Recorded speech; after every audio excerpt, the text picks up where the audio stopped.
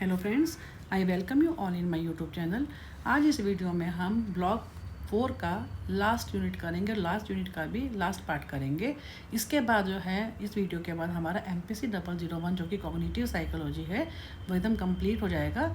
और मैं आपको ये जैसे ही वीडियो ख़त्म होगी उसके बाद मैं आपको बाकी, जैसे मैंने आपको 3 ब्लॉग्स के कंप्लीट यूट्यूब लिंक्स शेयर किए हैं, एक एक लिंक इसका भी मैं आपके साथ एक सिंगल लिंक शेयर कर दूँगी ताकि आपको जो भी वीडियो देखनी है एग्ज़ाम के टाइम पे वो देख सकें। Now let's start. Teaching and learning strategies that enhance problem solving skill. अब प्रॉब्लम सॉल्विंग स्किल्स को एनहांस करने के लिए कौन सी टीचिंग एंड लर्निंग स्ट्रेटजीज हमें अडॉप्ट करनी चाहिए, वो हैं there 2 types of strategies that can overcome difficulties in problem solving. कौन कौन सी है? पेडागोगिकल एंड दूसरी कौन सी है? मेथोडोलॉजिकल। अब क्या है पेडागोगिकल, क्या होता है? इसमें क्या होता है, जो टीचर्स होते हैं उनको कैसे कौन कौन सी स्किल्स को यूज़ करना चाहिए ताकि जो है प्रॉब्लम सॉल्विंग बच्चों के अंदर वो स्किल जो है बढ़ सके। Some pedagogical strategies allow the teacher to address emotional, psychological and cognitive barriers to problem solving simultaneously. For example, on the first day of the class, जबकि फर्स्ट डे होता है क्लास का, the teacher could have open discussion about the nature of the class, course material क्या है, openly उन बच्चों के साथ जो डिस्कस करें। And the encourage students to voice their fears and concern, और बच्चों से 1 to 1 बात करके पूछे कि उनको एनकरेज करे कि वो बोलें सब के सब कि उनके डर क्या है और कंसर्न क्या है। And this approach helps create a comfortable learning environment. इससे क्या होगा, बच्चों को जब सबको 1 to 1 सब बच्चों से टीचर बात करेंगी तो क्या होगा, उनको एक लर्निंग एटमॉस्फेयर मिलेगा, एनवायरनमेंट मिलेगा। And class discussion also reinforce success and transfer learned skills. तो इसमें क्या होता है कि जब आपस में क्लास में डिस्कशन होती है, इससे क्या होता है, रीइंफोर्समेंट मिलती है, मोटिवेट होते हैं, किस चीज़ के लिए, सक्सेस मिलती है, और ट्रांसफर ऑफ जो उनकी लर्निंग स्किल्स है वो ट्रांसफर, एक दूसरे से आपस में वो बात करते हैं तो जो है उनकी लर्निंग जो होती है वो ट्रांसफर भी होती है। Now, one effective strategy is that active involvement is critical in developing problem-solving skill.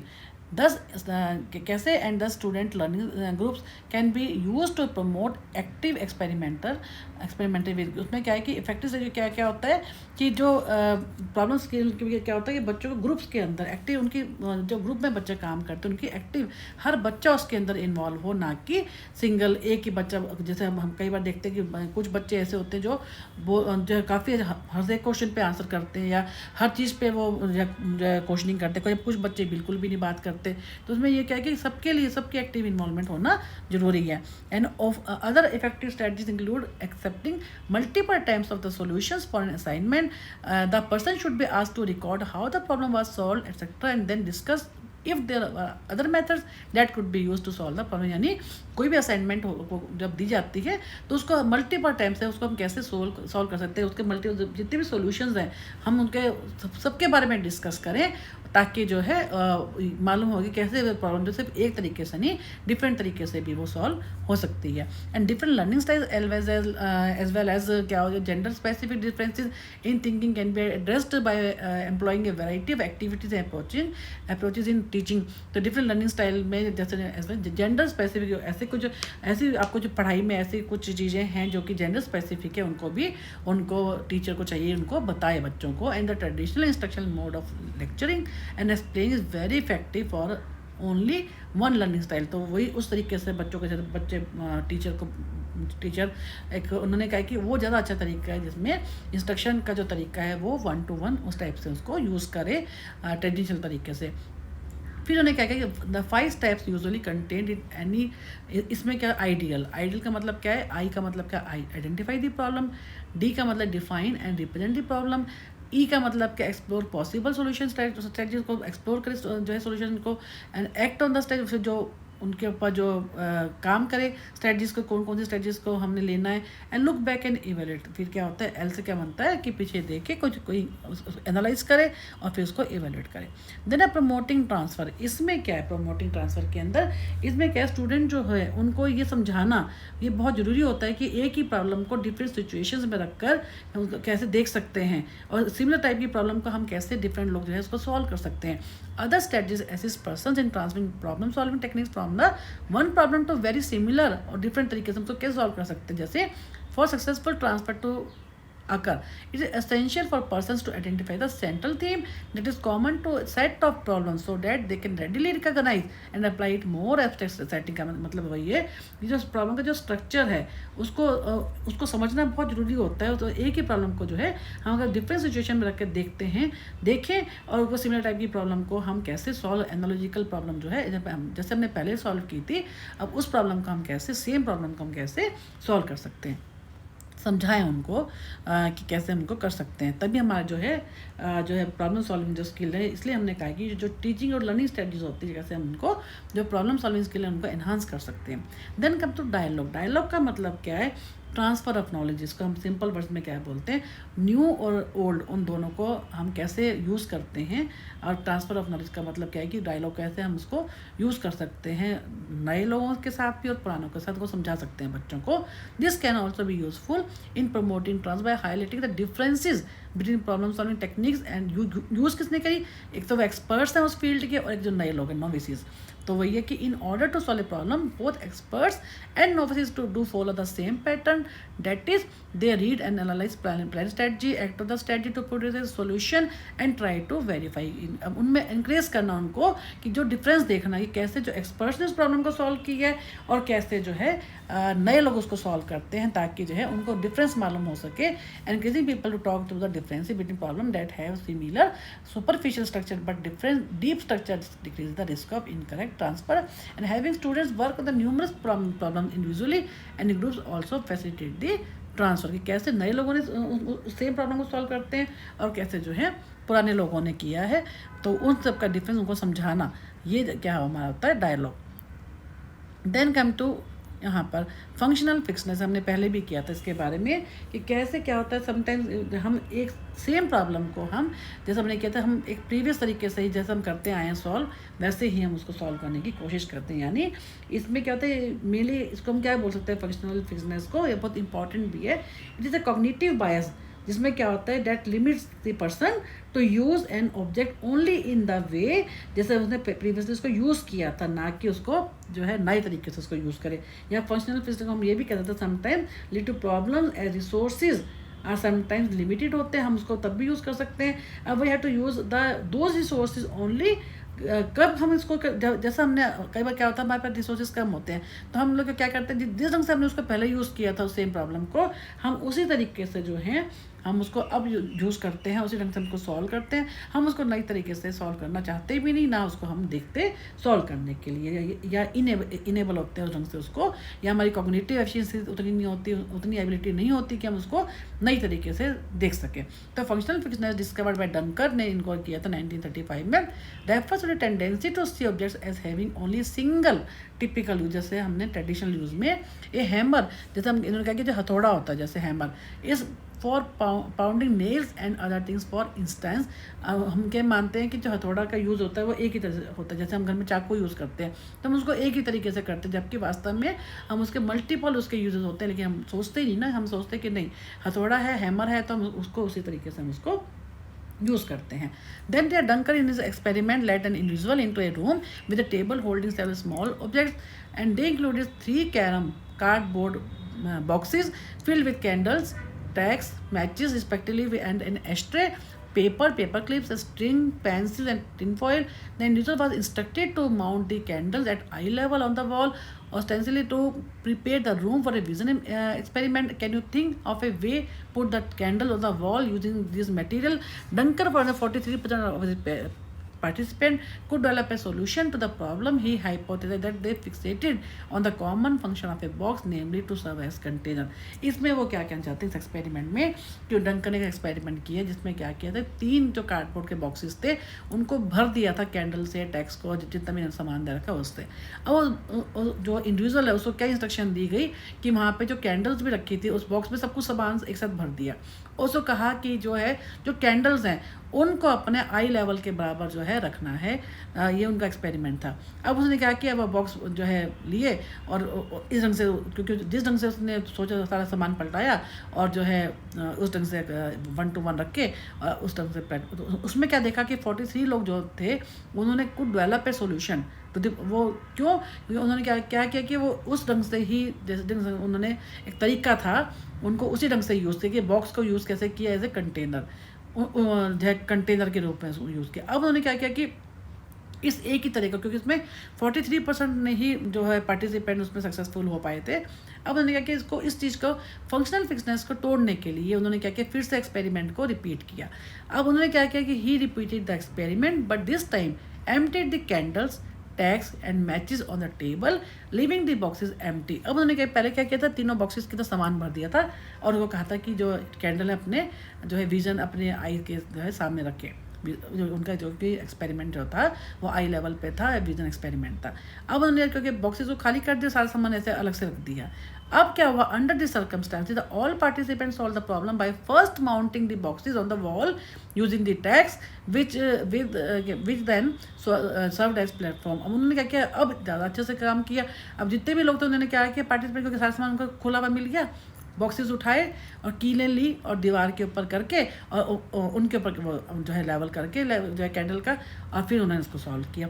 यानी वो इन्होंने क्या किया कि ये ज़्यादा अच्छे से, अब इसमें इन्होंने क्या देखा कि सब लोगों ने उस चीज़ के अंदर सक्सेसफुल हो गए इस चीज़ के ऐसे करने से, रादर देन उसके जो कि जो है एक फिक्स तरीके से जैसे उन्होंने किया था।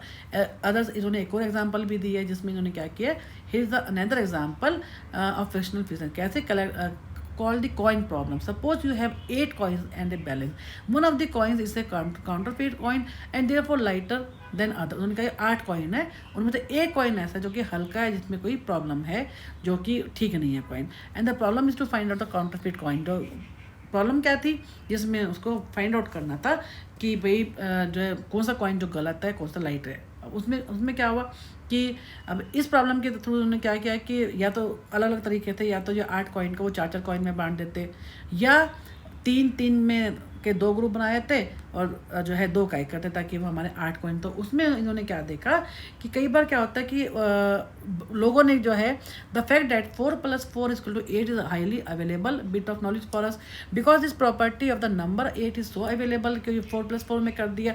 अब इन्होंने क्या देखा कि जो इनकी जो कॉइन प्रॉब्लम थी, the solution is often very difficult to see. You need to divide the coin in way that is far from the obvious at first. Suppose you divide them into 3 groups of 3, 3 and 2, जैसे मैंने आपको बताया। Then weigh 3 versus 3. If they balanced, then the counterfeit coin must be in the group of 2 coins. Your second weighing, then it is, उसमें उन्होंने क्या कहा, अब इन्होंने अपने कहने का मतलब कि इन्होंने क्या देखा कि जो लोग जो होते हैं एक स्टीरियोटाइप तरीके से ही सोचते हैं। फंक्शनल फिक्सनेस से उन्होंने कई बार हमें बहुत ज़्यादा प्रॉब्लम आती है, रिसोर्सेज हमारे पास कम होते हैं, उसी सिंगल रिसोर्सेज को यूज़ करके उन्होंने ऑल्टरनेटिव्स को सोचना क्या होता है उसको यूज़ वो करना चाहते हैं अपने एक्सपेरिमेंट के अंदर। लेकिन इन्होंने क्या कहा कि लोगों ने जो है उसी तरीके से किया। सभी लोगों ने क्या किया कि उनका 2 ग्रुप बना दिए, 4 टोटल 8 कॉइन्स है, 4 ये 4, जबकि उन्होंने बोला कि जो है आप उनका ही मानना था कि एक उन्होंने वेइंग स्केल दे दिया और 8 कॉइन्स दे दिए। अब उन्होंने क्या किया कि 4 कॉइन एक में डाल दिए, 4 कॉइन एक में डाल दिए। अब जब दोनों को वे करेंगे, उनको स्केल मेजर करेंगे, तो जो ऑब्वियसली जो 4 कॉइन जो है थोड़ा हल्का होगा, उसी में वो जो है काउंटरफिट वाला कॉइन जो है जो खराब कॉइन है उसी के अंदर है। लेकिन उनका सबका जितने भी लोग थे उन्होंने नए ढंग से सोचा ही नहीं कि 3 + 3 + 2 करके सोचे। उन्होंने क्या किया, सब ने 4 + 4 करके उसी ढंग से अपना आंसर दिया। कहने का मतलब ये कि जो है फंक्शनल फिक्सनेस के कारण हम लोग जो है कोई डिफरेंट सोच ही नहीं पाते, उसको उसी ढंग से हम काम करते हैं। ये हमारी एक तरह से कॉग्निटिव बायस होती है, जिसमें हम सेम जैसे उन्होंने हैमर का भी एग्जाम्पल दिया कि हम उसी तरीके से प्रॉब्लम को सॉल्व करने की कोशिश करते हैं। नेक्स्ट है यूजिंग इनकम्प्लीट और इनकरेक्ट रिप्रेजेंटेशन। कई बार हम उस चीज़ को, जो प्रॉब्लम को हम ठीक से रिप्रेजेंट नहीं कर पाते तो या इनकम्प्लीट तरीके से हम रिप्रेजेंट करते हैं, तो उसके कारण से भी हमारे को प्रॉब्लम होती है। जैसे इन्होंने एक एग्जांपल दिया है, A related difficulty in problem solving has to do with initial interpretation of the problem. If the information is misunderstood or the wrong information is provided, हम गलत ढंग से उसको रिप्रेजेंट करते हैं, गलत ढंग से उसको प्रोवाइड करते हैं, तो ऑब्वियसली हमारे जो है प्रॉब्लम सॉल्विंग में दिक्कत आती है। इन्होंने यहाँ पे एक एग्जांपल दिए, जैसे इन्होंने कहा है 2 players are given a sheet of number, जैसे 1 2 3 4 5 6 7 8 9, इन्होंने ये नंबर दे दिए, ठीक है। अब उन्होंने कहा है कि इनको जो है इस ढंग से अरेंज करना है कि हम जो है टोटल जो है ज़्यादातर first player to have 3 digit totalling 15। इस ढंग से उनको करना है कि 15 आना चाहिए। देखो यहाँ पे आप देखेंगे here is another example of a case whose where representation can make a problem इधर वेरी इजी और वेरी हार्ड। या तो हम उसको इजी तरीके से सॉल्व कर सकते हैं या हार्ड तरीके, डिपेंडिंग अपॉन द रिप्रेजेंटेशन उसको कैसे उसको रिप्रेजेंट करते हैं। It is called the number game है। ऑब्जेक्टिव ऑफ ईच प्लेयर का क्या है, इसे choose from the set of digit, जैसे 1 2 3 4 5 6 7 8 9 है, to make an exact total of 15 from 3 digit लेनी है और उनका जो टोटल है वो 15 आना चाहिए। उनको इस ढंग से उनको रिप्रेजेंट करना है। अब देखो इन्होंने यहाँ पे क्या किया, इन्होंने इस टेबल में 6 7 3 आप करेंगे, 6 7 2 करेंगे तो क्या आएगा 15। इसी तरह से आप हर तरह से देख लो, चाहे रोज़ में देख लो चाहे कॉलम में देख लो, 15 आ गया। तो इन्होंने कितने अच्छे ढंग से दिखाया है कि क्या है कि आप कैसे उसको, हम किस तरीके से उसको रिप्रेजेंट करते हैं वो मैटर करता है। जैसे उन्होंने बहुत ही अच्छे ढंग से टेबुलर फॉर्म में कहा है, तो उन्होंने ये कहा कि किस तरीके से हम प्रॉब्लम को रिप्रेजेंट करते हैं उस पर भी डिपेंड करता है कि सामने वाले को वो समझ आ जाए। जैसे इन्होंने कहा है कि 15 9 नंबर हैं और प्लेयर्स थे हमारे पास 3। उन्होंने कैसे उन प्लेयर्स ने 2 प्लेयर्स थे, उन्होंने कैसे किया कि नंबर्स को, कि 3 नंबर को हम इस 9 के 9 नंबर से हमारे को 3 नंबर कैसे सेट बनाने हैं कि रोज़ में भी और कॉलम में भी हमारे को जो है 15 तो हमारे टोटल आए। तो इन्होंने ये कहा कि किस तरीके से हम अगर इनकम्प्लीट और इनकरेक्ट इन्फॉर्मेशन का हम कैसे रिप्रेजेंट करते हैं उस पर भी डिपेंड करता है कि हमारी प्रॉब्लम सॉल्विंग कितनी ईजी होती है। Next the lack of problem specific knowledge और एक्सपर्टीज़। ये हमारा लास्ट है कि हमारा जो है there must be some expertise होनी चाहिए टू सॉल्व दी प्रॉब्लम। कई बार जो है हमारी इनएफिशिएंसी के कारण भी हमारे को प्रॉब्लम होती है प्रॉब्लम सॉल्वर को प्रॉब्लम को सॉल्व करने में। तो इन्होंने यही कहा है कि यहाँ पे कि जो है कैसे कि now we have been discuss general problem solving abilities with problem that have puzzle like. इन्होंने एक एग्जांपल दे रखा होगा कि for example those in the chess और अदर के games, text book problems in physics है, ज्योमेट्री है। इन्होंने कहा कि हम नॉर्मल हम क्या कहते हैं, एजम्पशन क्या है कि most of this problem are about equally unfamiliar to everyone and that people basically go about solving in them in the same way. जैसे हमने किया आइंस्टाइन रूल किया, हमने किया या हमने अभी फंक्शनल फिटनेस की बात की। तो ये कह रहे हैं कि हम लोग सभी एक प्रॉब्लम को उसी ढंग से यूज़ करते हैं, उस ढंग से हमको सॉल्व करते हैं। तो हमारा एक तरफ हो गया। अब फिर दूसरी तरह की तो प्रॉब्लम होती हैं जिसके अंदर जैसे दोज इन चेस हो गया, अदर किल गेम्स हो गया, टेक्स्ट बुक प्रॉब्लम होगी, फिजिक्स है, ज्योमेट्री है, इलेक्ट्रॉनिक होगी, कंप्यूटर प्रोग्रामिंग है, एंड प्रॉब्लम इन डायग्नोसिस होगी, मैनेजमेंट होगी, हेल्थ प्रॉब्लम। इन्होंने कहा ये जो होती हैं इसमें हम एक तरीके से हम प्रॉब्लम को सॉल्व नहीं कर सकते। उसके अंदर हमारे को क्या होता है, इन पर्टिकुलर में क्या होता है, हमारे एक्सपर्ट्स की जो जरूरत होती है, क्योंकि and experts and novices approach most such problem differently. इन सब के लिए हमारे को एक्सपर्टीज चाहिए होती है जो उस चीज़ को आसानी से सॉल्व कर सके। तो familiarity with the domain of knowledge seems to change the way one solves problem within a frame of reference. A good example to compare the ability is to undergraduate psychology student from the professor in designing experiment. तो जिन्होंने इन्होंने experiment दे रखा है, हम इतना detail में नहीं जाएंगे क्योंकि इतना ज़्यादा इंपॉर्टेंट भी नहीं है। बस मैं आपको ये बताना चाहती हूँ कि जो एक्सपर्टीज़ होती है, हम कोई भी काम करते हैं उसमें एक तरीका तो ये होता है, हम एक फिक्स प्रॉब्लम जो हम पहले से जिस तरीके से उसको सॉल्व करते आए हैं कुछ, लेकिन हर जगह ये तरीका काम नहीं आता। कहीं पे हमारे को हम वो तरीका भी करते हैं, हम या कोई डिफरेंट प्रॉब्लम भी सॉल्व करते हैं, उसके लिए हमारे को एक्सपर्टीज चाहिए होती है, हमारे को चीज़ की नॉलेज चाहिए होती है, हमारे को इतनी हमारी कॉग्निटिव स्किल्स चाहिए होती हैं, या हमारे को जो हमारी एनालिटिकल स्किल्स भी हैं उनको यूज़ करना आता हो। चाहे हमारे एक प्रीफिक्स बैनर में भी चाहे हम यूज़ करते हैं प्रॉब्लम को सॉल्व करते हैं, हम नई तरीके से भी करते हैं, लेकिन हमारे को उसमें हर ढंग से इन्होंने यही कहा है कि हमें हर चीज़ के अंदर हमारे को जो है नॉलेज ज़रूरी है कुछ भी चीज़ को करने के लिए। जैसे जिन्होंने लास्ट में किया, expertise by itself is not always enough for problem solving. Other factor like medical status है, मेंटल स्टेटस हमारा क्या है, other related aspects can also affect the problem solving abilities. तो हमारा जो है ये ब्लॉक और ये पूरा जो है मॉड्यूल हमारा कॉग्निटिव साइकोलॉजी जो है हमारा, जिसका पूरा नाम है cognitive psychology learning and memory, जो कि MAPC MA psychology first year के स्टूडेंट्स के लिए फर्स्ट मॉड्यूल है, ये भी ख़त्म होता है। तो हम नेक्स्ट वीडियो में अब जो है नेक्स्ट मॉड्यूल की बात करेंगे। Thank you for watching my YouTube.